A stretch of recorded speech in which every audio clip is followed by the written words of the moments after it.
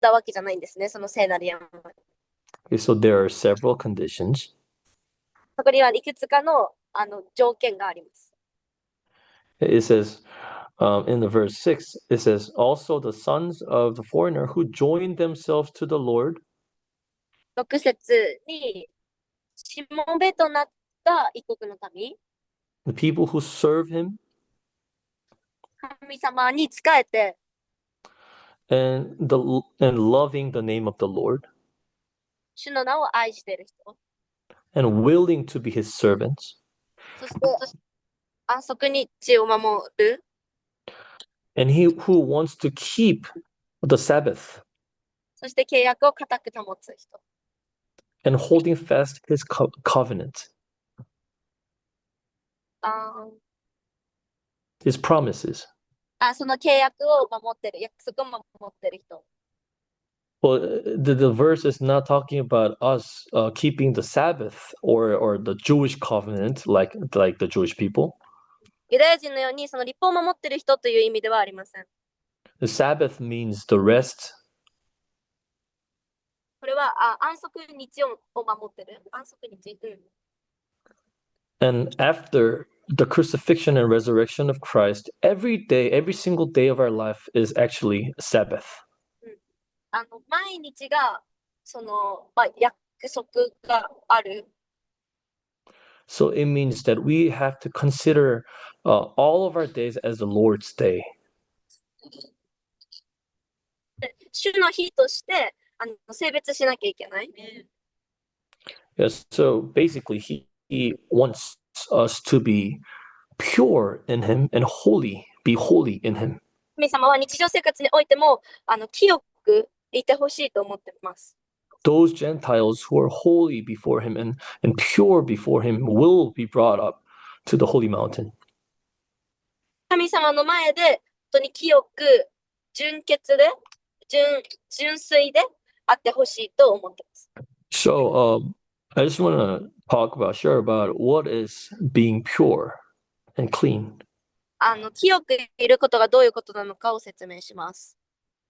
Okay, let's look at Book of Psalms, chapter 24. Where could you say that again? Book of Psalms. Book of Psalms. Yeah, Psalms. Chapter 24, 詩編の24章 verse 3 to 3 6. から6編です。I'm gonna read in Yep. Japanese. Yep, thank Thank you. you. 誰が主の山に登り得るのか、誰が聖なる御前に立てるのか、手が清く心の澄んだ人、その魂を虚しいものに向けず、偽りの誓いをしない人、その人は主から祝福を受け、自分の救いの神から義を得る。これこそヤコブの一族、神を求める者たち、あなたの御顔を慕い求める人々である。セラ。Amen. So we actually really want to have our clean hands and a pure heart before the Lord, right? ここに書かれているように、神様の前に手が清く、また心が澄んだ人でなければいけません。But is it really possible for us to do it by ourselves? これ自分自身の力で私たちできるでしょうか？ Can we be pure? Can we make ourselves pure? 自分自身を清くできますか？ And what is the condition of being pure? その清くいる状態っていうのはどんなものでしょうか？ The purity means something about 100%. 清いっていうのはもう100%、純粋っていうのは100%っていうことです。It could be pure on God or pure in evil. 神様の前で純粋であるということ。But being in a state of condition of purity in front of the Lord means we are 100% offered to the Lord. 神様の前で純粋でいることっていうのは100%本当に委ねるということです。99% is not enough. 99% では足りません。He wants our wholeheartedness. 本当に神様は私たちのもう全ての全く心が欲しいのです。So he wants that kind of a purity そのような純粋さというの。Okay, so when you look at verse 6, it says, 6編を見ると、the people who has a clean hands and a pure heart, these people are the ones who are seeking his face. この心が清くその純粋な人っていうのは6節にある神様を求める者たち、あなたの御顔を下に求める人たちです。Many times when we sing these phrases and as our worshiper, we always usually likes to sing these phrases. We seek after your face. We seek after you. 礼拝するときによくあなたの御顔を下に求めますっていうフレーズを歌うと思うんですけど。But this action of seeking is equal to having the clean hands and a pure heart before the Lord. 求める、下に求めるっていうのは、手が清く心の澄んだ人とイコールの意味にあります。It's impossible for us to seek his face and seek something about the world at the same time. 世のものと神様を求めることを同時にすることはできません。If we seek his face 99%, and if we seek only 1% of something about the world, then we are actually seeking after the world. 本当に御顔を 99% 求めていて、1% でも世の中を求めていたら、それは世の中を求めていることと同じです。So he wants a complete purity in our lives. 神様は本当に100% の純粋さというものが欲しいです。Which is fixing our eyes それ on は his face. 私たちを本当に調整してくださる。So in order for us to actually fix our eyes on him, 神様に目を向けることができるようになる。we actually have to know something. そしてそこからまた何かを知ることができます。Is that we are really, really, really boastful. それが本当に必要なこと。We love to boast ourselves. 両面をSorry, That's okay. You want me to say it one more time? Yeah, could you? Oh, okay. We always wants to be boastful. 人間は本当に両方満たされることを求めてしまいます。There's something that is in our nature. なんか自然に、それは自然なことです。We want to boast our ministry. ミニストリーにおいても、We want to boast how a good singer I am. どんな歌い手であるかとか、We want to boast how I am impacting the world or the people through my ministry. 自分のミニストリーを通して本当になんか人に影響を与えたいとか。So in order for us to actually resist our boastfulness, それは本当に両面が満たされようとしてますね。we have to know how to be humble before the Lord. だけど神様の前で謙遜になる、どのようになる謙遜になるかということを知らなければいけません。So we're going to read some words. Let's start by Book of James. ジェームズなんだ。 Yeah, ヤコブ。 yeah, James chapter 3, verse 5 and 6. 3章の5から6です。These verses talk about the tongue, これは舌について書かれています。or something that is coming out of our mouth. 口から出るものについて書かれています。So this word is talking about the fire of hell. これは本当に炎について。James chapter 3 verse 5 to 5 and 6. Okay. Yes. You can read it. Thank you.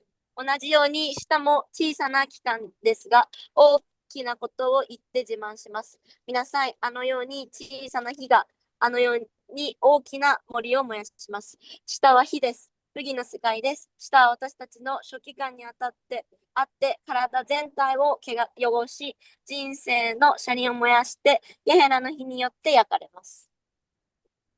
Man, it's pretty heavy, right? これちょっと重たいことを言ってますね。But the thing is, it's not saying that you should just be quiet. これは黙っていたらいいということではありません。It's talking about the power of the tongue. これは舌が持っている力について書かれています。It could actually bring people back to life, これは本当に人生をも変える。or at the same time, it could actually send people to hell. これはそれと同じように、本当に人を地獄に陥れることもできる。Or send ourselves. それか本当に私たち自身も And it's so easy for us to say something that is not from the Lord. 神様から来てないものを言うことはとても簡単です。We love to boast ourselves, make us to be in a higher place. そして私たちは人間は本当自分自身を高くすることもとても好きです。I mean, we love it. それ本当に大好きです。We're looking for every opportunities to make ourselves greater. 自分自身を偉大に見せる機会を本当に待ってしまうんですね。That is in our nature.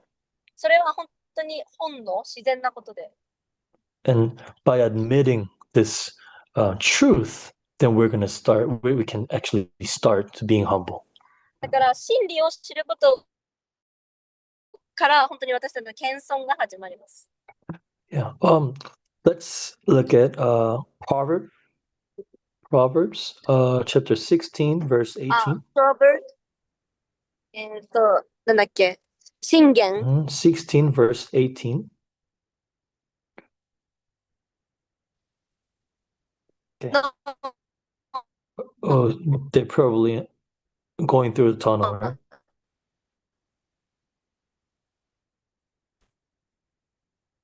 Okay. Can you, do you hear me now? Well, can you read the verse for us? They're 터널루. they're going through the tunnel. 大丈夫. Proverb 16, Yeah, verse 18. verse 18. Yes, thank you. 16章18節かな。お願いします。読んでください。私あ、トンネル入ります。はい。16章18節お読みします。傲慢は破滅に先立ち、高ぶった霊は挫折に先立つ。アメン。Amen.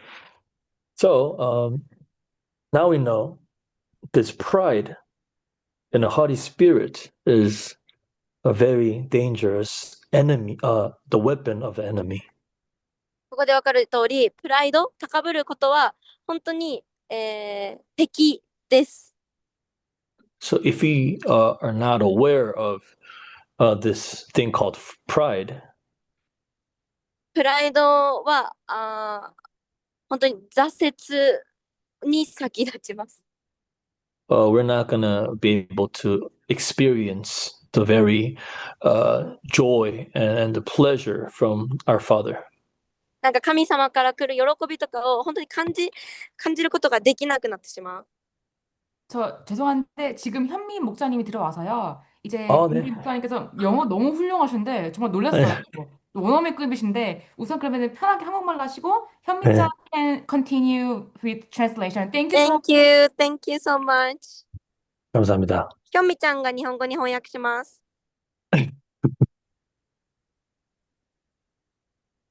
이어서 하겠습니다. 지금 교만은 패망의 선봉이요 거만한 마음은 넘어짐의 앞잡이니라 여기까지 일단 했습니다. 그래서 이게 헷갈리네 이제. 잠시만요. 네. 그래서 결국은 우리의 어떠한 교만한 마음과 나를 높이려고 하는 마음은 오히려 아버지의 기쁨이 내게로 오는 것을 가로막는 거예요. 私たちの高慢な心が神様、父なる神様の前に行く道を邪魔することになります。 내가 교만하지 말아야지. 이게 정답이니까 내가 거만한 마음을 없애야지. 이게 정답이니까 이런 수준이 아닌 거예요. 自分の力でちょっと高慢の心をちょっと清めたいとか、ちょっとそういうふうな心はなくそうとする、なくそうとすることではもう全然それが足りないし、できないものです、それは。 우리가 우리 스스로를 높이면 높일수록 우리를 주장하면 주장할수록 우리는 하나님의 기쁨을 맛볼 수가 없어요.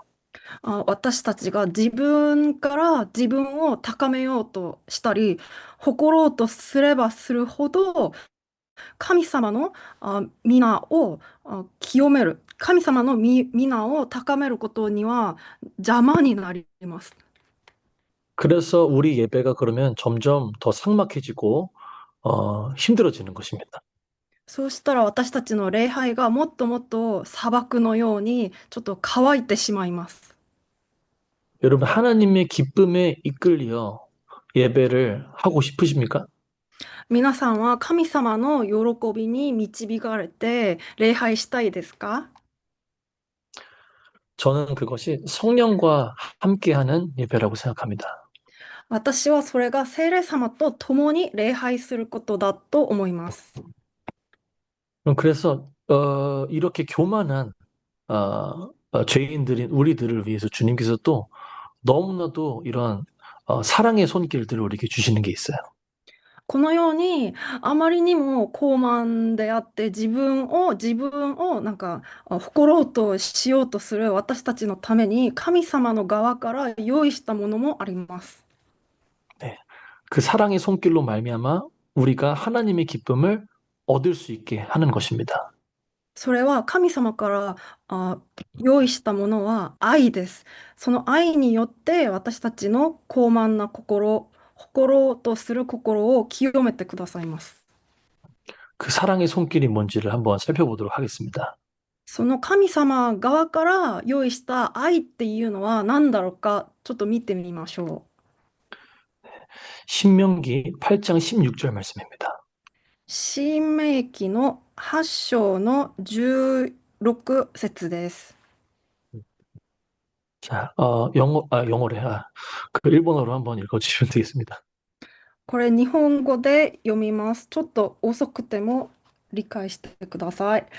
主はあなたを低くし、あなたを上させ、あなたもあなたの先祖たちも知らなかった。また、マナーをあなたに食べさせられた。それは人はパンだけで生きるのではなく、主の御口から出るすべての言葉によって生きるのだということと、あなたに知らせるためであった。アメン。 아멘.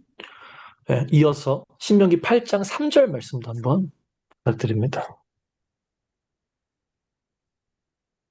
ごめんなさい。これが多分、新明記の8章の 8장 3 3절 節で、 말씀. 逆に新明記の8章の16節を今読みますね. 반대로 제가 읽어서 지금 신명기 8장 16절을 또 읽겠습니다. 아, 네네네. あなたの先祖たちも知らなかったマナーを荒野であなたに食べさせられた。それはすべてあなたを低くし、あなたを試み、ついにはあなたに祝福を与えるためであった。これが新明記の8章の16節です。で、 네. 네, 여러분, 결국은 주님께서 우리에게 주시는 그 사랑의 손길은 바로 우리를 낮추시는 손길입니다. 神様の側から用意した愛は私たちを低くすることです。 네, 우리를 시험하시고 우리가 높아지지 않게 계속해서 우리의 길을 가로막으시는 것이 주님의 사랑의 손길입니다. 私たちが高慢にならないために、神様側から私たちの目標や私たちの道を邪魔することが神様側から用意した愛です。 주님, 제가 주님을 위해서 이렇게 예배를 하고 주님께 나의 뜻과 의지를 드려서 이렇게 주님을 위해서 시간을 드리는데 왜 나의 삶이 꼬입니까? 神様、私はあなたのためにこんだけ時間を尽くしてあなたに捧げて、すべての動力を捧げるのに、なぜ私の道は、目標は困難ですか？ 왜 나는 오해를 받고 또 이렇게 주님을 믿겠다는데 그것마저도 왜 이렇게 힘든 것입니까? なぜ私の周りから誤解をされたり、このように神様を信じて生きる道って、なんでこんなに辛いんですか？ 여러분 기억하십시오. 그것은 하나님이 여러분을 버리신 것이 아닙니다. 皆さん、この時はぜひ覚えてください。これは神様が皆さんを捨てたんじゃないです。 여러분께서 하나님을 갈망하셨기 때문에 주님께서 그 더 갈망하는 자리로, 더 기쁜 자리로 인도하시는 줄로 믿습니다. 皆さんが神様を望んだから、渇望を持っているからこそ、神様が皆さんをその道に導いてくださったのです。 고린도전서 1장 26절에서 29절 말씀 한번 읽어주시면 감사하겠습니다. 네.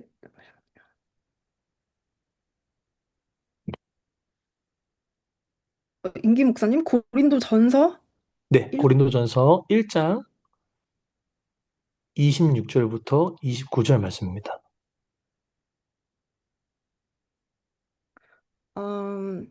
오케이, 잠시만요. 괜찮습니다.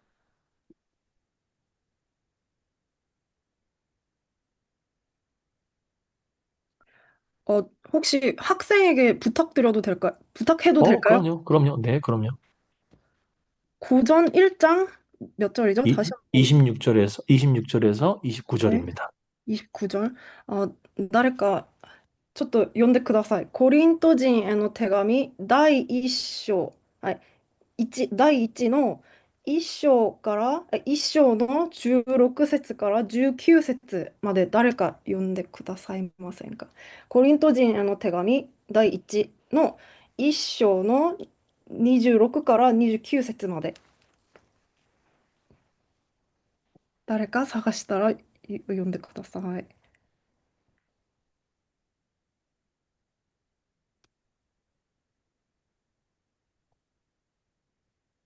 コリント人への手紙第1の1章の16から19節までです。16から19。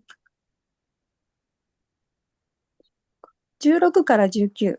はい、お願いします。はい、読みます。もっともステファナの家の者たちにもバプテスマを授けましたが、その他には誰も授けた覚えはありません。キリストが私を使わされたのは、バプテスマを授けるためではなく、福音を言葉の知恵によらずに述べ伝えるためでした。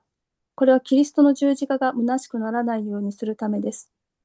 十字架の言葉は滅びる者たちには愚かであっても、救われる私たちには神の力です。私は知恵ある者の知恵を滅ぼし、悟りある者の悟りを消し去ると書いてあるからです。アーメン。 네. 아멘.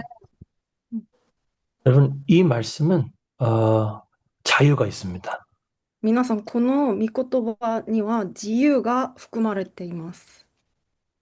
주님께서 누구를 부르셨냐면 세상에 미련한 사람들을 부르셨다고 했습니다. このテキストを見ると、イエス様がこの世の中ですごく低い人たちを呼んでくださったのを見ることができますよね。 세상에서 가장 약한 사람들을 선택하셨다고 하셨습니다. 一番世界の中で弱い者たちをわざと選びました。 우리가 만약에 스스로 능력 있다, 지혜 있다 생각한다면 우리는 이 카테고리 안에 들어갈 수 없는 거야. 逆に私たちの側から自分がすごく高い知恵があるものだと思ったら、ここには私たちは絶対属すことができないんです。 하지만 우리가 이 말씀을 읽을 때 그 미련한 사람이 접니다. 그 약한 사람이 접니다. 주님 없이는 저는 아무것도 할 수 없는 존재입니다라고 고백하신다면 복이 있습니다. しかし、この御言葉の通り、そうです、神様、私がこのように本当に低い人たちに属します。これが私ですって認めたら、本当にその人には恵みがあります。 이 고백을 통해서 사실 주님께서 영광 받으시는 거예요. この告白を通して神様が栄光をもらうのです。 네, 29절을 보십시오. 29節を見ます。 그래서 뭐라고 되어 있냐면 이는 아무 육체도 하나님 앞에서 자랑하지 못하게 하려 하심이라. 29節を見ると、どんなものも神の前では誇ることができないようにするためです。 다른 말로 하면 하나님 홀로 영광 받으신다라는 뜻이에요. 神様たった一人だけが栄光をもらうことと同じです。 주님께서는 여러분들의 예배를 통해서 모든 세상에 강하고 지혜 있는 자들을 비웃으실 것입니다.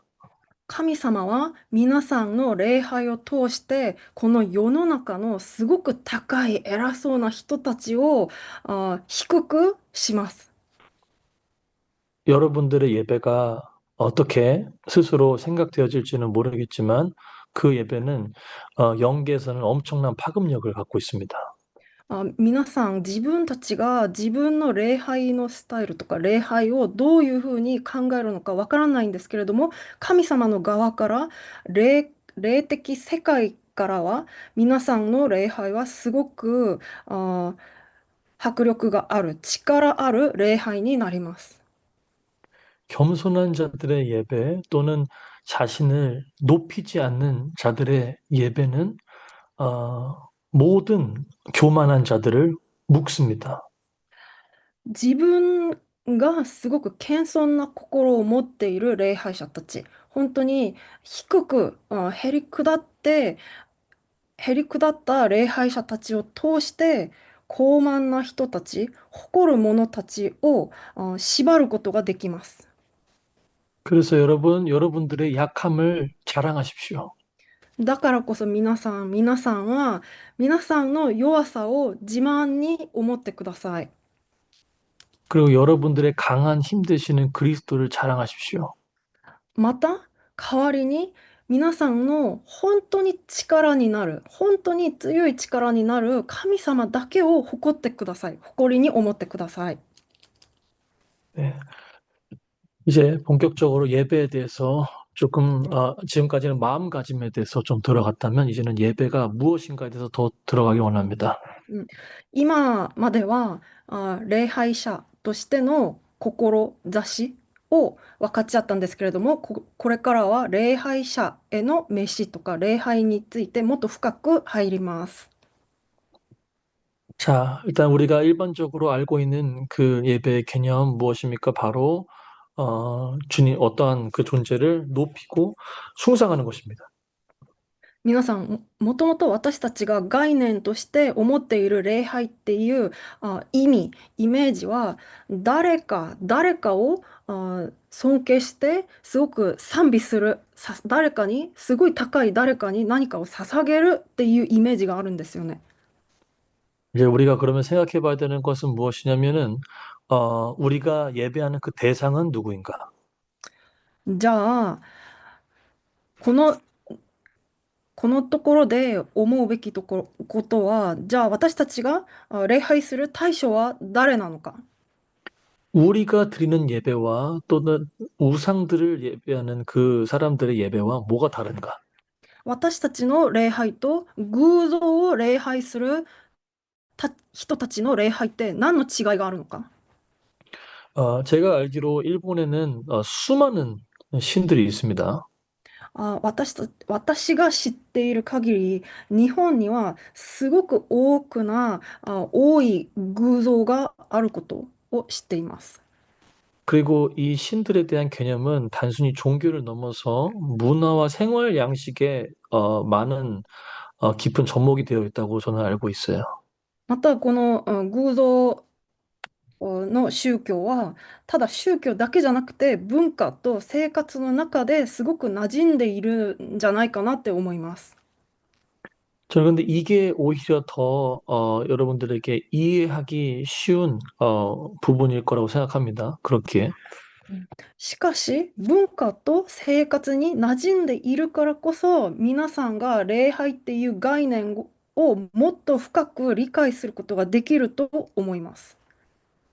여러분, 일반 우리가 소위 말하는 그 신들, 우상들은 어떻게 생겼을까요? 皆さん、一般的に私たちが言う、考える、神々っていうのはどのような表なのかわかりますか？ 이 신들은요, 우리의 생활 양식에 따라서 만들어졌어요. あその神々は私たちの生活の形、生活のやり方、生活方によります。そこによります。 우리의 삶에서 가장 중요하게 생각되어지는 의식주에 관한 모든 것들로 인해서 그에 관련된 신들이 탄생되었습니다.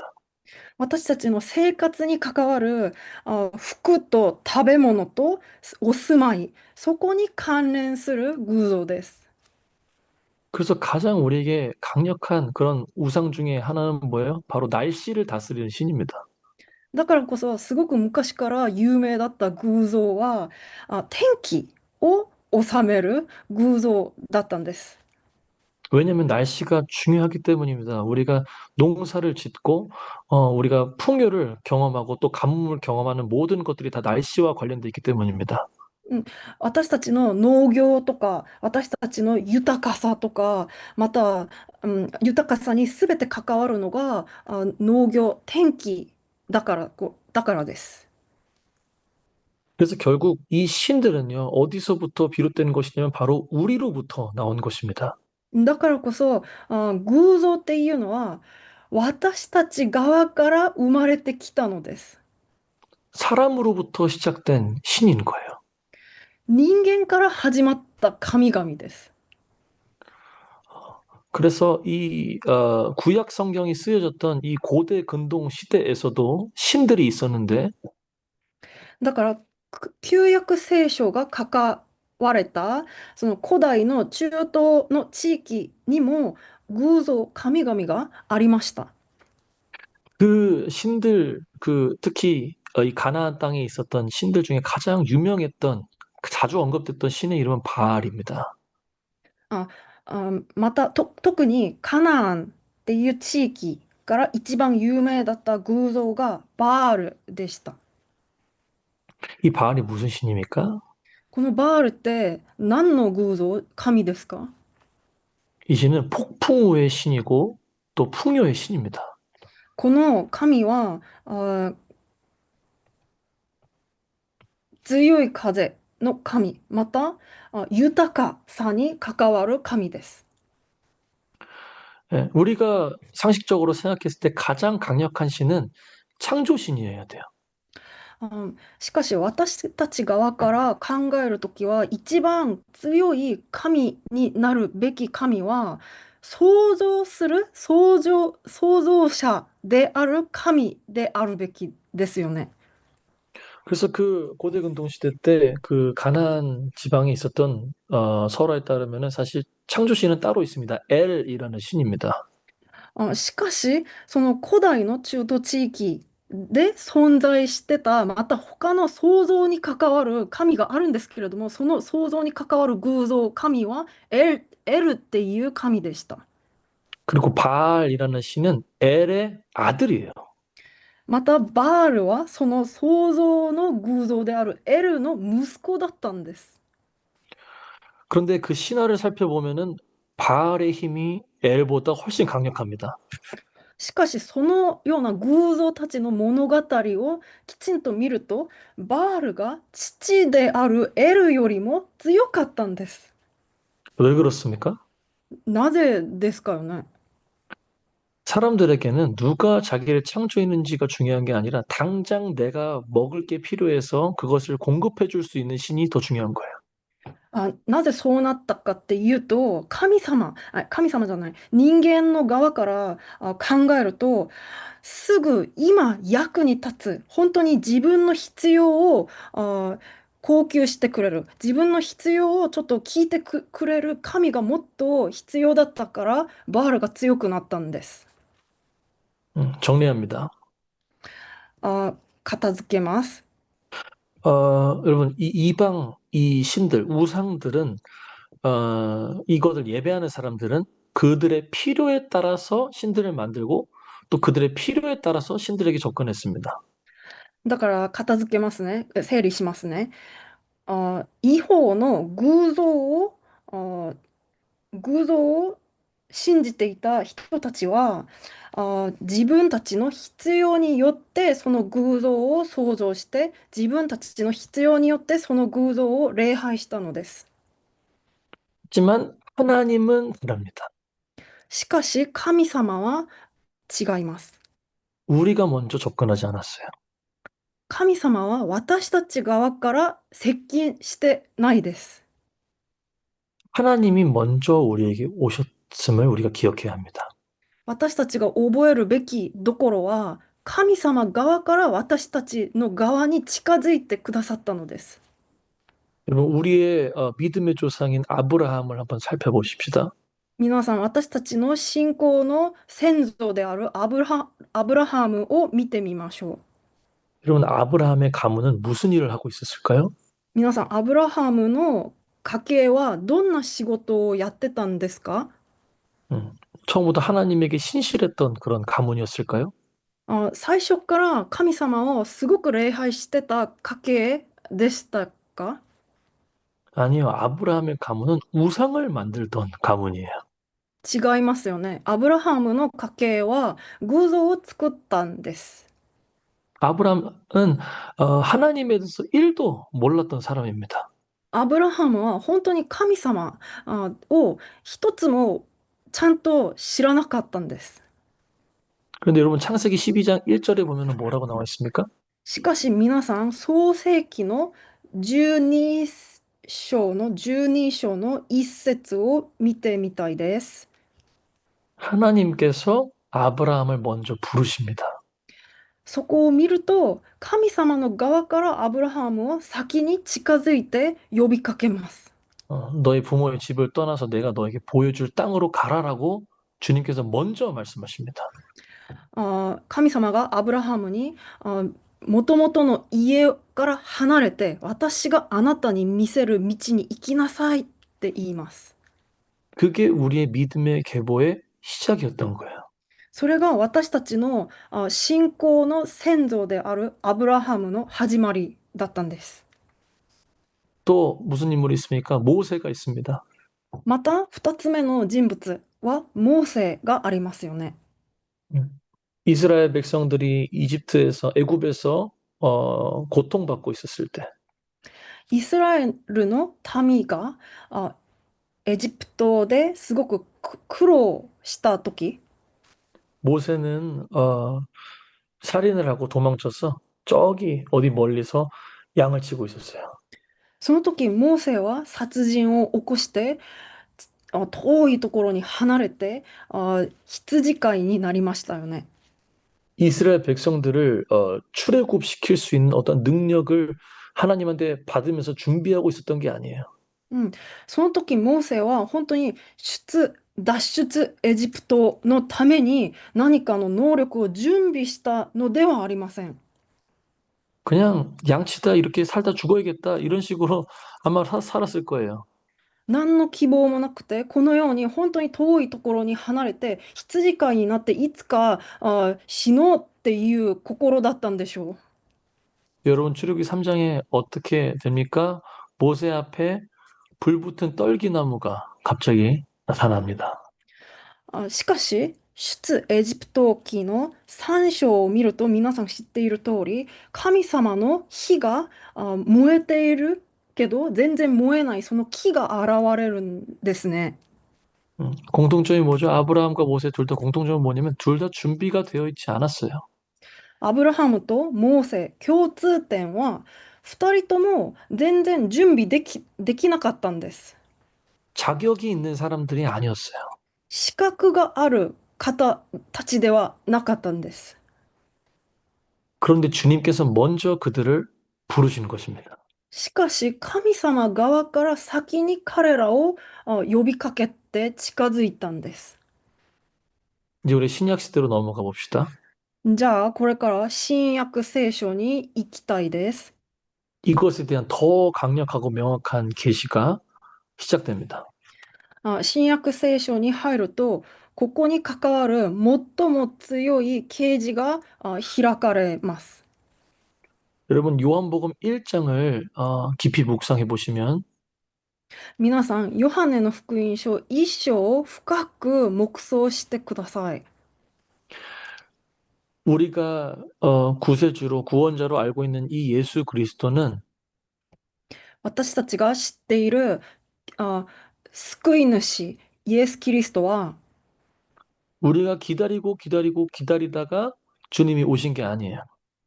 このイエス・キリストは私たち人間たちが願って望んで待っていてたんじゃないです。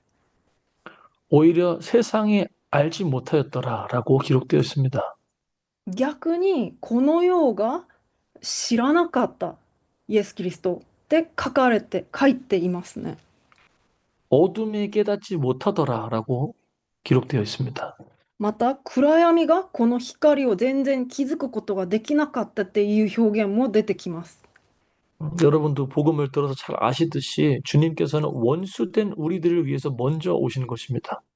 皆さんが福音をよく知っているんですけれども、同じように本当に敵である私たちに先にイエス・キリストは近づいてくださったんです。 그렇게 우리의 예배는 시작되는 것입니다. このように私たちの礼拝が始まるべきです。 우상들에게 하는 예배는 뭐라고요? 우리의 필요를 위해서 우리가 먼저 문을 두드리는 예배입니다. 偶像を礼拝することはさっき言った通りに私たち人間たちの側から始まった人間たちの必要による礼拝です。 그러니까 우리가 주님을 예배하는 것은 어떠한 예배죠? しかし主を礼拝することは何でしょ 우리의 문을 두드리시는 주님의 음성에 반응하는 것입니다. う。私たちの心の扉をノックしているイエス・キリストのその声に反応する応答することです。 그래서 우리의 예배는 결국 그를 아는 만큼 깨닫는 만큼 우리는 예배할 수 있습니다. だから私たちの礼拝はイエス・キリストを知っている大きさのその通り同じように大きく成長することができます。 이방 신들을 우상들을 섬기는 방식으로 예배 드려봤자 주님께서는 그거를 카운트 안 하시는 거예요. 偶像を礼拝することと同じ形で礼拝したら神様の側からはそれをいい礼拝だと全然思わないんです。 사도행전 7장 42절 말씀 한번 보면요. 使徒行伝の7章の41節を見ると 이제 스테반 집사가 이제 고백한 그런 말인데 선포한 말인데 ステパノが告白するところが出てきます。42節です。 한번 읽어주시면 감사하겠습니다. 使徒行伝を7章の42節をもしよかったら誰かが読んでください。使徒行伝の7章の42節です。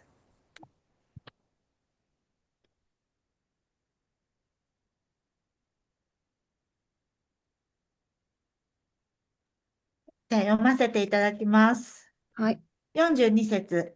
そこで神は彼らに背を向け、彼らが天の万象に仕えるに任せられました。預言者たちの書に書いてある通りです。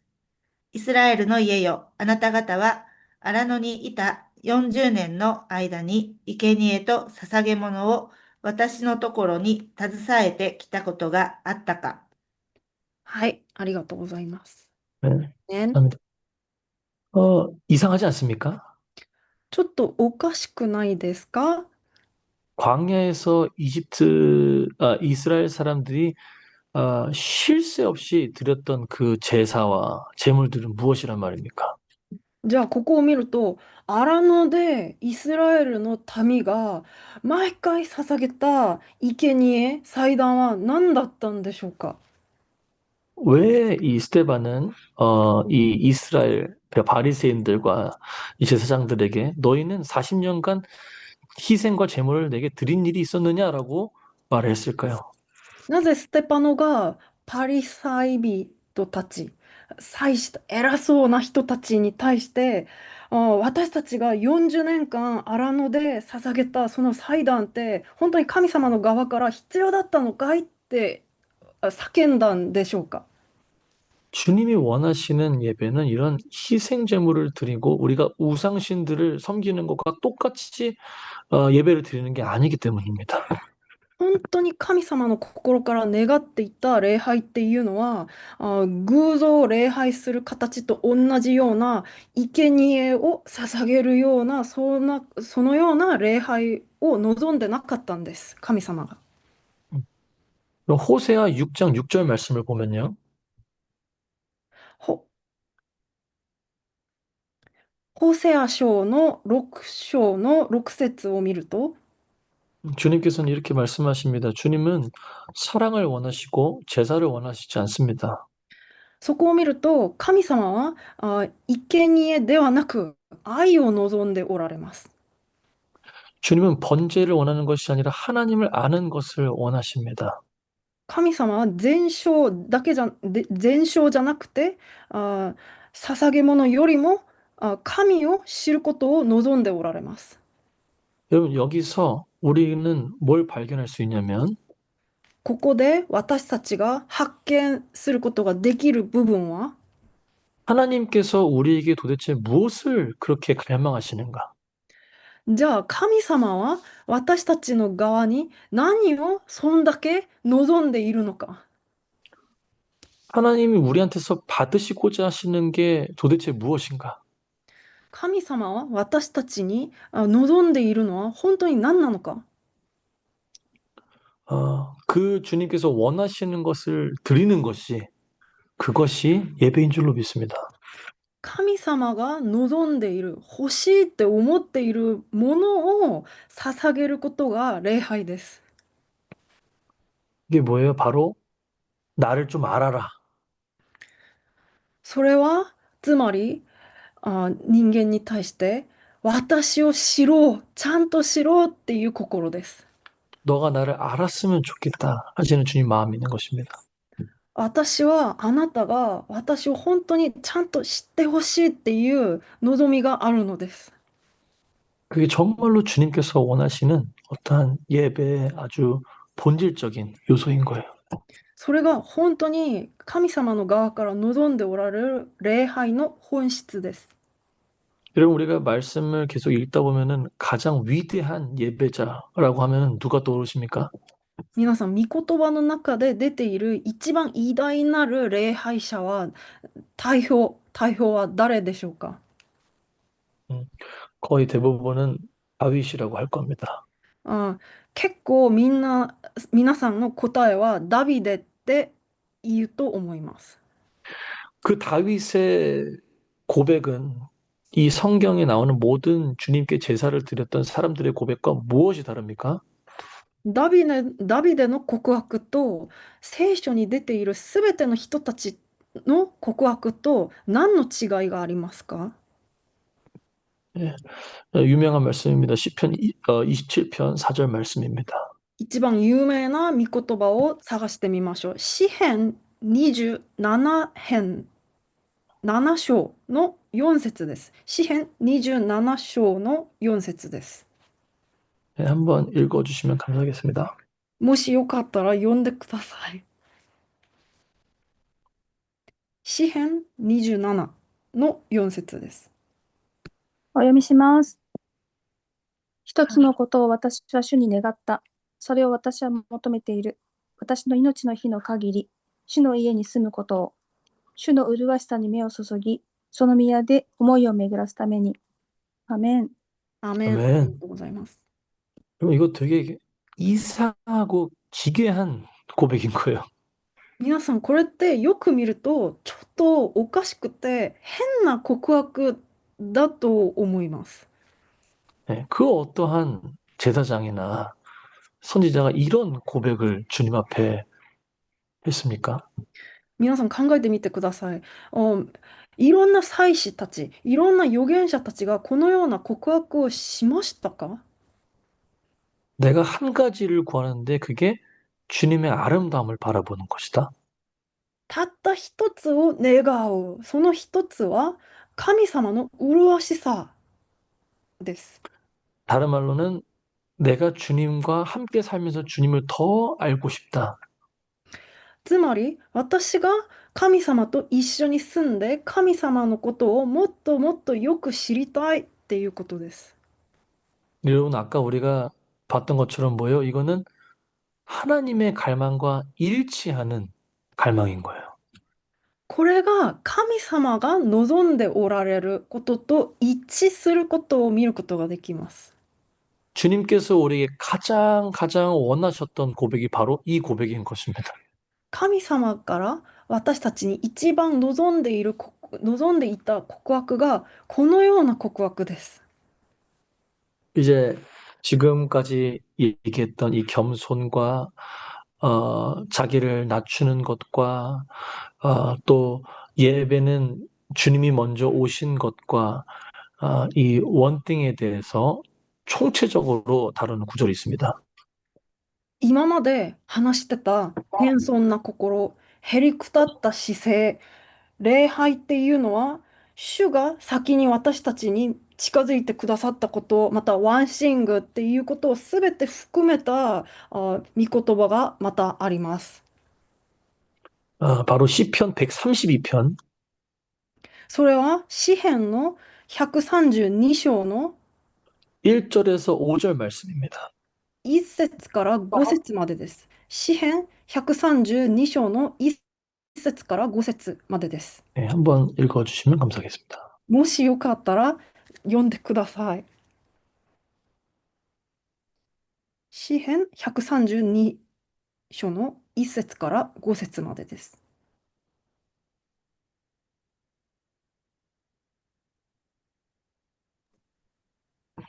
お読みします。ありがとうございます。主よ、ダビデのために彼のすべての苦しみを思い出してください。彼は主に誓い、ヤコブの力強き方に誓いを立てました。私は決して私の家の天幕に入りません。私のために備えられた寝床にも上がりません。私の目に眠りを与えません。私のまぶたにまどろみさえ。主のために一つの場所を、ヤコブの力強き方のために見住まいを私が見出すまでは。アーメン。 네. 여러분, 이 겸손이라는 것은 단순히 우리를 낮추는 것 이상의 의미를 갖고 있습니다. 皆さん、ここに出ているへりくだり、謙遜な心は、私の心を低くすること以上の意味を持っています。 시편 132편 1절에서 이 겸손을 기억하라고 말하고 있는데요. 132章の1節を見ると、このへりくだりを覚えてくださいっていう部分が出ていますね。 그래서 이 겸손에 대해서 쭉 설명하는 게 이제 2절부터 5절 말씀인 거예요. そのへりくだりに説明することが2節から5節まで出ています。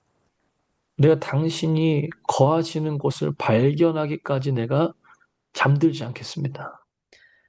神様、あなたがとどまるところを見つける前まで私は絶対眠ることがありませんっていう告白が出ています。 당신의 장막을 발견하기까지 내 장막에 들어가지 않겠습니다. あなたの天幕を発見する前までは、私の天幕、寝床に入りません。 음, 겸손은 갈망입니다. 謙遜はイコール渇望です。 이 부분을 여러분 한번 깊게 묵상해 보시기 바랍니다. この部分を皆さんが深く黙想してみてください。 그냥 한번 그렇구나 이렇게 넘어갈 게 아니라 이 안에는 수많은 그런 묵상할 거리들이 있습니다. 謙遜はイコール渇望ですっていうことを聞いて、そうなんだじゃなくて、本当にいろんな意味が含まれているので、深く考えて黙想してください。 이 겸손이라는 이 단어조차도 사실 원어로 보면은 이 겸손은 낮아지는 것뿐만 아니라 고통이라는 뜻도 담겨 있습니다. へりくだり、謙遜っていう言葉の言語を見ると、苦難をもらう、痛みを伴うっていう意味も含まれています。 왜 고통스러운 걸까요? なぜ痛みを伴うんでしょうか。 주님을 더 경험하고 싶은 그 갈증이 극대화돼서 고통이 일어나는 것입니다. その痛みを伴うっていうのは、神様をもっともっと味わいたいっていう上かきが伴うから痛みがあるのです。 여러분 이상하지 않습니까? 이런 갈망이 어떻게 해서 일어나는 것입니까? 皆さんおかしくないですか？なぜこのような渇望が湧いてくるんでしょうか？ 좀 중간 내용을 좀 생략하고 이 부분으로 바로 들어가도록 하겠습니다. 途中の内容はちょっと省略してからこの内容をもっと深く見たいです。 여러분, 우리 예수님을 처음 만나셨던 그 순간을 여러분들은 기억하십니까? 皆さんはイエス・キリストを初めて出会った、信じたその瞬間を覚えてますか？ 여러분들이 진정으로 거듭난 분들이라면 제가 무슨 말을 하는지 여러분들은 아실 겁니다. 皆さんが本当にイエス・キリストの中で生まれ変わった、新しく生まれた方々でしたら、私の今の話を理解することができると思います。 우리가 처음 주님의 사랑을 경험할 때 우리는 그때 미쳐 있었어요. 私たちが初めてイエス・キリストの愛に出会った瞬間、私たちはまるで狂った人たちのようになります。 그 순간만큼은 우리의 모든 걸 버릴 수 있고 その瞬間だけは本当に私の全てを捨てることができる。 우리의 모든 것을 허비해도 아깝지 않다는 그런 감정이 들으셨을 겁니다. 私の全てのことを捧げて、全てのことをもうなくしても、イエス・キリスト一人だけいれば大丈夫っていう告白が出てきたと思います。 이해할 수 없는 그 사랑의 아름다움으로 인해서 우리의 삶이 흔들리는 것입니다. 本当にこの世が理解することができないほどの愛が私たちの奥から出てくるのです。 여러분, 그리고 우리 예배자들은요, 무엇 하는 사람들이냐면 また皆さん、私たち礼拝者たちは何をしている人たちなのかっていうと、 우리에게 처음 빛 비추었던 그 주님의 그 사랑의 아름다움을 노래하고 또 그것을 더 원하는 것입니다. 私たちに先に近づいてくださったその光、また愛を注いでくださったその麗しさを歌うのです。 여러분, 우리가 그 강렬했던 우리의 첫사랑, 그 첫 모먼트를 생각하셨을 때 주님 그것이 우리의 주님을 경험할 수 있는 절정이라고 혹시 생각하십니까? 皆さんもしかしてその初恋、イエス・キリストとの初恋、そのモーメントだけが一番高い礼拝だと思いますか？ 성경은 우리가 첫 만났을 때 그 첫 만남이 가장 강력하다고 말하는 구절은 단 한 구절도 없습니다. しかし、聖書の中を見ると、御言葉の中では、皆さんが出会った、イエス・キリストと出会った一番初めての恋、愛が礼拝だっていう、礼拝だっていう説明は全然どこにも出ていません。 여러분, 그 예수님이 방문하셨던 그 가나의 혼인잔치 여러분 기억하십니까? 皆さん、イエス・キリストが訪問した結婚式、覚えてますか？ 그 가나의 혼인잔치를 보면요, 세상에서 주는 사랑과 그리고 주님께서 우리에게 약속하시는 사랑의 차이점이 극명하게 드러납니다. ガーナの結婚式を見ると、この世が私たちに与えてくれることができる愛と、神様から与えてくださる愛と、本当に違いが出てくることを見ることができます。 세상이 주는 사랑은요, 그 술은 처음 것이 가장 달콤합니다. この世の中が私たちに与えてくださる愛っていうことを酒に比べると、一番初めて飲む酒が一番甘い、美味しいです。 그래서 우리를 취하게 만들고 그 다음 술은 점점 더 변변치 않는 그런 술을 내오는 거예요. だからどんどんどんどん飲めば飲むほどもっと酔っ払っていきます。 그것이 세상이 우리에게 주는 사랑이요, 만족인 것입니다. それがこの世の中が私たちに与える愛の形です。 하지만 주님께서 우리에게 주시는 그 술은 어떠한 술이지요? しかし神様が私たちに与えてくださる酒は何でしょうか？ 그 혼인잔치에 방문한 사람들이 다 이렇게 말합니다. そのガーナの結婚式に訪問した人たちがすべてこのように告白します。 어찌하여 이 주인은 처음 내주는 그 술보다 나중에 내온 술을 더 달게 내오는가? なぜここに出ているこの主人が私たちに与えてくださる酒は最初の酒より後の酒に行けば行くほど甘いんだろうっていう表現が出てきます。 그 두 번째 술이 뭐였죠? 바로 물로 만든 술입니다. その2つ目に出てきた酒は水で水をワインに変わってくださったのです。 이것이 주님께서 우리에게 약속하신 사랑의 실체입니다. これが神様が私たちに約束した愛の本物、愛の形です。 그리고 이것이 주님께서 우리에게 약속하신 그 기쁨의 실체인 거예요. これが神様が私たちに約束した喜びの源です。 우리가 처음 주님을 만났던 그 강력하고 강렬했던 그 순간은 시작일 뿐입니다. 私たちが初めてイエス・キリストと出会ったその瞬間は本当に強い強烈なモーメントでした。 주님께서는 우리에게 계속해서 말씀하십니다. しかし続いてイエス・キリストは私たちに言います。 내가 너에게 보여줄 나의 엄청난 것들이 있어. 私があなたに見せたい素晴らしいものたちがいっぱいあるよ。 너희를 위해서 내가 준비한 나의 사랑과 나의 은혜와 나의 자비와 나의 아름다움이 너무나도 풍성하게 많이 준비되어 있어. 私があなたのために用意した私の愛と恵みと麗しさがもう数えきれないほどいっぱいもう溜まっているよ。 우리가 그것을 믿음으로 취할 때 우리가 경험한 하나님의 사랑은 더 진해지는 것입니다. 私たちがそれを信仰によってそれをはいアーメンって受け取ったらもっともっと私たちは深く味わって体験することができます。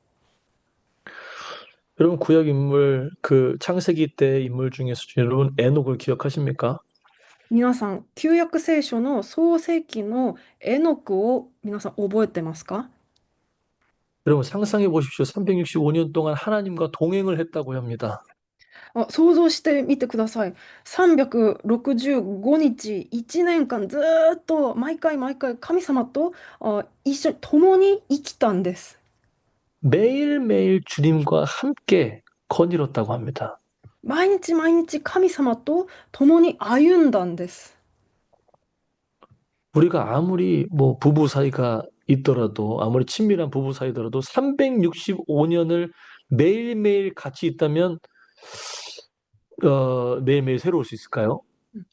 あ、どんだけ仲いい夫婦だとしても、どんだけ親密な関係であるんだとしても、365日、もう毎瞬間、もう1秒も離れずに一緒にいるんだとしたら、もっともっと関係が深くなって、もっと親密になるんでしょうかね。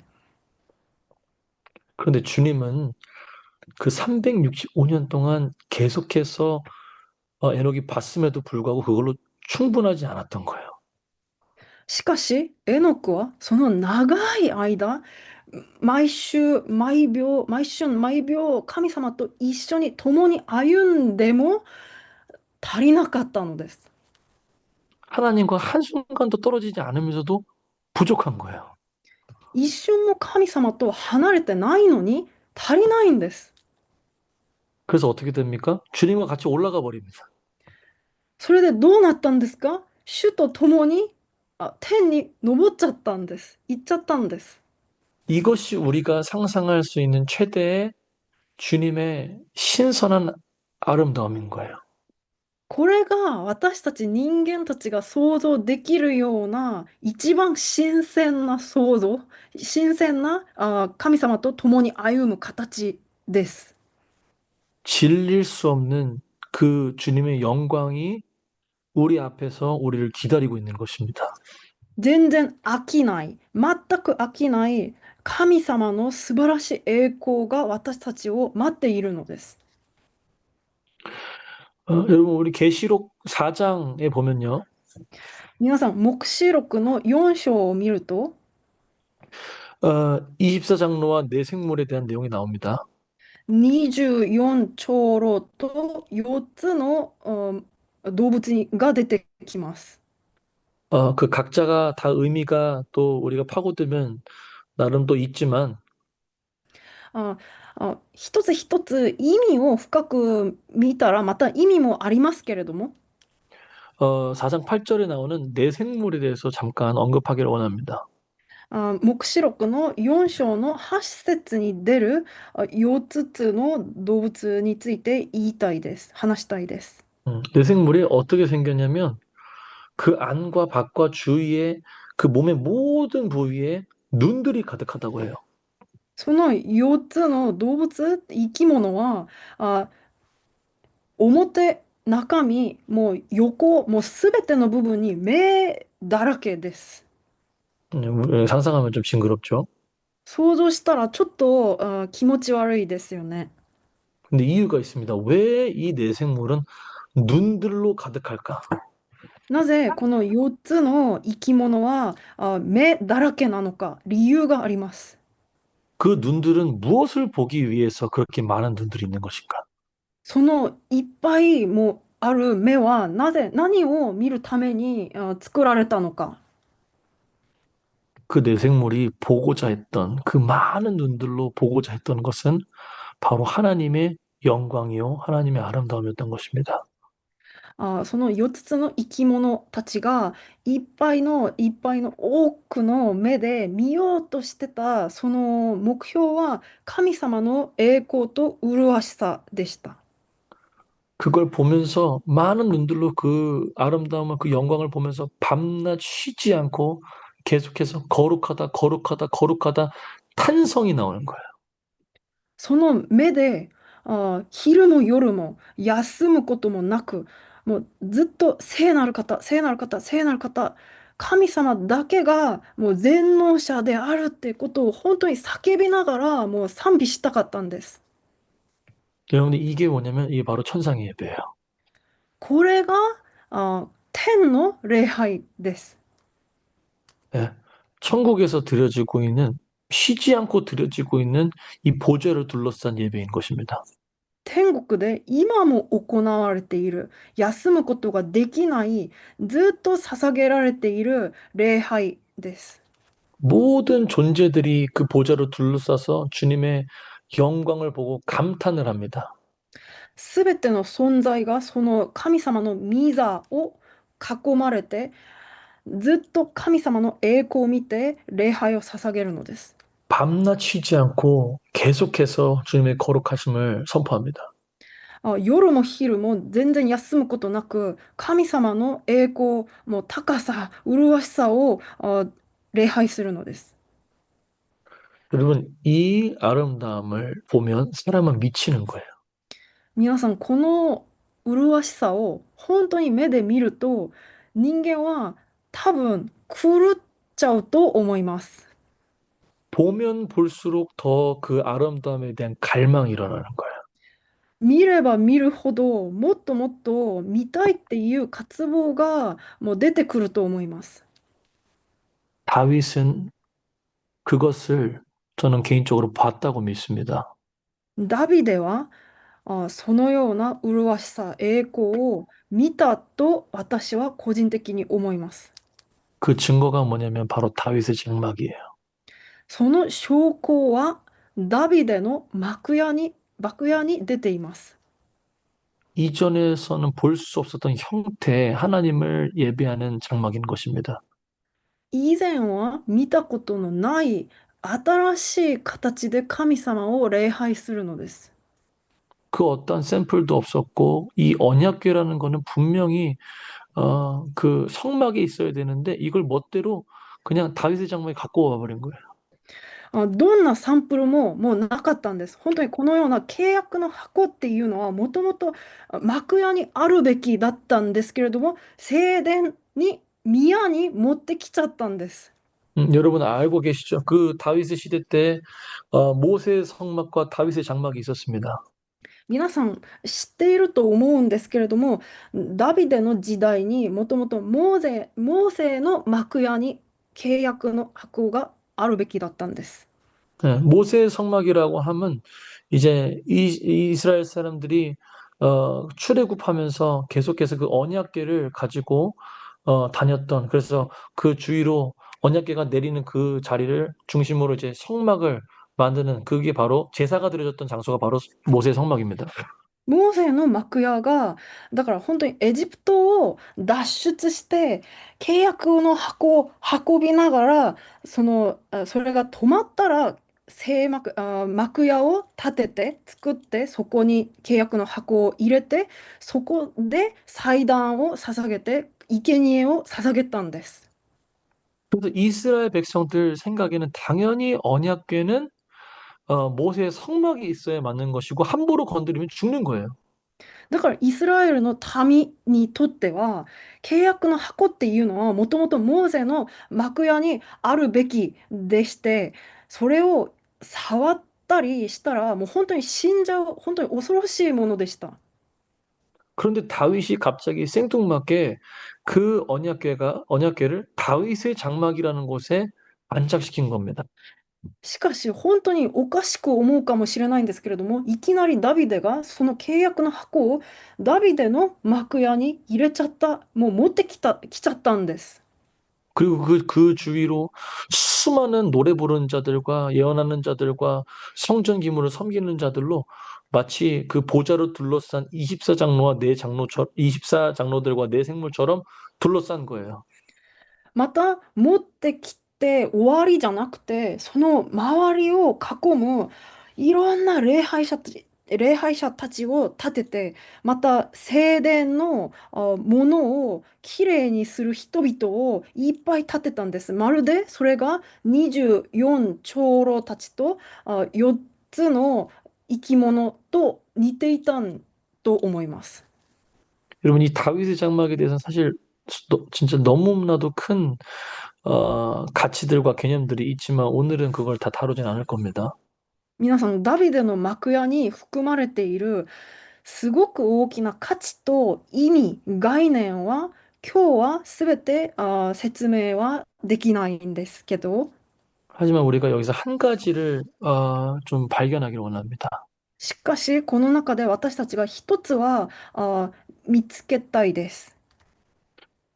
여러분 순전한 갈망은 하늘의 예배를 우리로 보게 합니다.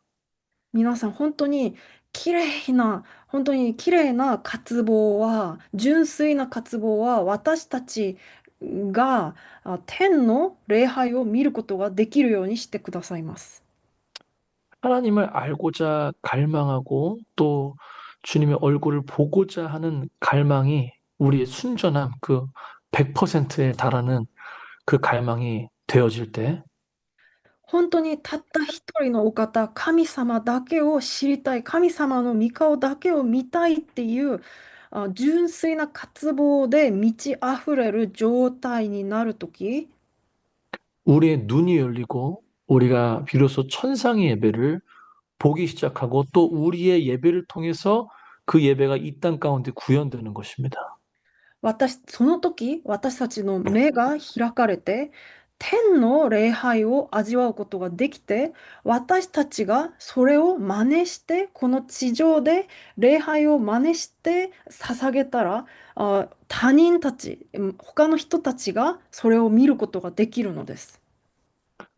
그래서 그렇게 해서 우리가 마치 보좌를 둘러싸고 그 보좌에 앉으신 분을 향해서 거룩하다, 거룩하다, 영광스러우시다, 합당하시다라고 말하는 것처럼 まるで御言葉のように、御座に座っておられる神様を私たちが囲んで、聖なる方、聖なる方、聖なる方っていう叫びながら賛美することと同じように、 우리 영적인 눈으로 그것을 보고 이 땅에서 그것들을 하나님의 영광과 하나님의 거룩하심과 하나님의 능력을 선포하는 것입니다.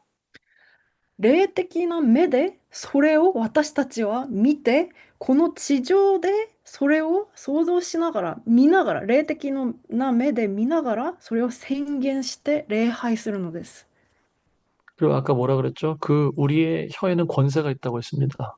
また、さっき私たちの下には権威がある、力があるって分かっちゃったんですよね。 우리의 혀가 누군가를 정죄하고 누군가를 죽이는데 사용되는 것이 아니라 私たちの舌が誰かを定めるために使わされるのではなくて、 자신을 높이고 자신의 사역을 드러내는 것에 사용되는 것이 아니라 また自分を誇りに思う、自分の働きを自慢するために使われるのではなくて、 오직 그분의 영광스러우심과 그분의 뜻과 그분의 나라를 선포할 때 たった一人であるお方、その方の栄光と恵み、麗しさを宣言する時に使われたら、私たちの舌が、 우리가 예배드리는 모든 현장 가운데 하나님의 나라가 임하게 될 줄로 믿습니다. その時こそ私たちが捧げる礼拝の現場で神様の臨在が現れることを宣言します。 우리가 풀밴드로 주님을 찬양할 수도 있고 아니면 악기가 상황이 부족해서 그냥 혼자서 예배드릴 수도 있어요. 私たちがバンドフールな形で礼拝捧げる時もできるし、またちょっと余裕がなくて一人で礼拝を捧げる時もありますよね。 하지만 여러분 그거는 중요하지 않습니다. 중요한 것은 우리가 정말로 그것을 사모하는가. でもしかし皆さん、そのような形は全然関係ないです。一番大事な部分は私たちが本当に神様を望んでいるのか。 우리는 정말로 그 천상의 예배를 보기를 갈망하는가?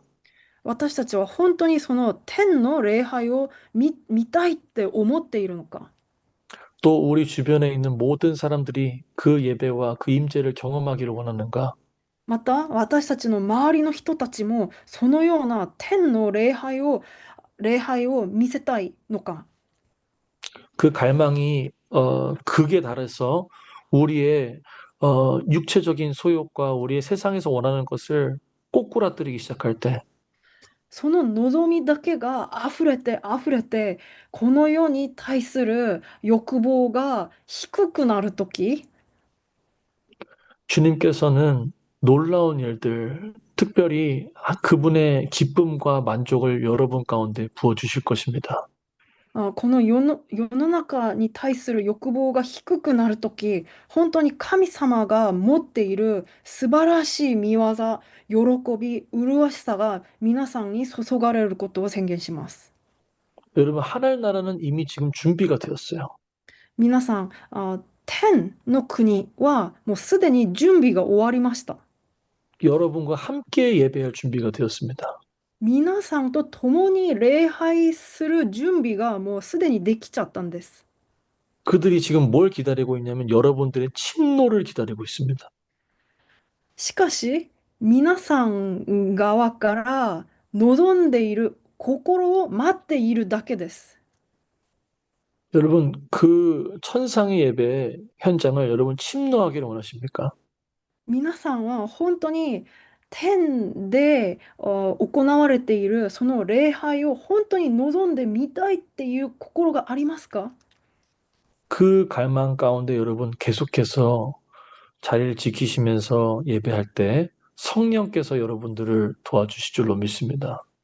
本当にそのような渇望で溢れている心、それだけを望んでいる心を守りながら、持ちながら礼拝を捧げるんでしたら、聖霊様が皆さんに下って、聖霊様が全てを導いてくださると思います。 왜냐하면 성령이 아니고서는 우리가 주님 앞에 순전한 갈망을 할 수 없기 때문입니다. なぜなら、聖霊様だけじゃないと、私たちが神様にストレートにまっすぐにきれいに行くことを手伝ってくださる方は誰もいないです。 여러분 그래서 계속해서 갈망하시면서 또한 스스로 만약에 그 갈망이 꺾이는 것 같고 무기력감이 들 때마다 성령을 구하십시오. だから皆さんずっと天の礼拝を望んでください。渇望の心を持ってください。またはその渇望の心が折れた方々はずっと聖霊様にそれを望みながら祈ってください。 그렇다면 성령께서 여러분들을 더 깊은 갈망으로 인도하실 것입니다. そうしたら聖霊様は皆さんをもっともっと深い渇望の心に導いてくださいます。 그리고 지혜와 계시의 영이신 성령께서 そして知恵と啓示の霊である聖霊様が 여러분들의 마음의 눈을 여시고 皆さんの心を目を開いてくださって 그분을 알게 하시고 その方神様を知ることができるようにし 그분의 영광스러운 그 능력을 여러분들을 통해서 나타내실 줄로 믿습니다. また神様の栄光なるその能力を皆さんを通して表してくださいます。 네, 정리하겠습니다. じゃあもう最後に片付けます。整理します。 오늘 저는 예배자의 정체성에 대해서 나누고 있습니다. 今日私は礼拝者のアイデンティティについて分かち合いました。 예배자의 정체성을 간단하게 좀 표현을 하자면 礼拝者のアイデンティティを簡単にまとめると 예배자는 끝없이 하나님을 갈망하는 자입니다. 礼拝者っていうのはイコールもう限りなくもう終わりがないようにずっとずっと神様だけを望む者たちです。 계속해서 하나님을 갈망하며 그 하나님을 갈망함으로 말미암아 내 스스로 나의 육체의 소욕이 죽어지는 그런 존재들입니다. 神様をずっとずっと望んでいるからこの世の中また肉体の欲が低くなる状態になります。 여러분 갈망하실 때 그냥 갈망하시는 것이 아니라 여러분 소망하십시오. 皆さんその望むときただ望む渇望を持つだけじゃなくて本当に希望を持ってください。 구하는 만큼 주시고 두드리는 만큼 후히 주시는 주님의 그 성품을 여러분 기대하시고 소망하십시오. 皆さんが求めたらいっぱい与えてくださる方、皆さんが望んだらいっぱい注いでくださる本当にいい人格を持っている神様を期待して喜んでください。그 소망 안에서 갈망하는 것이 믿음입니다. その希望の中で望むっていうことが渇望です。 그래서 여러분, 너무나도 우리 일본에 계신 예배자분들 축복하고 皆さん、日本でいらっしゃるすべての礼拝者たち、皆さん本当に祝福します。 여러분들의 모든 예배 현장 가운데 하나님의 그 임재가 그 영광이 나타나기를 부어지기를 정말 예수님의 이름으로 축복합니다. 皆さんが捧げるすべての礼拝の現場で神様の臨在にあふれるように皆さんを祝福します。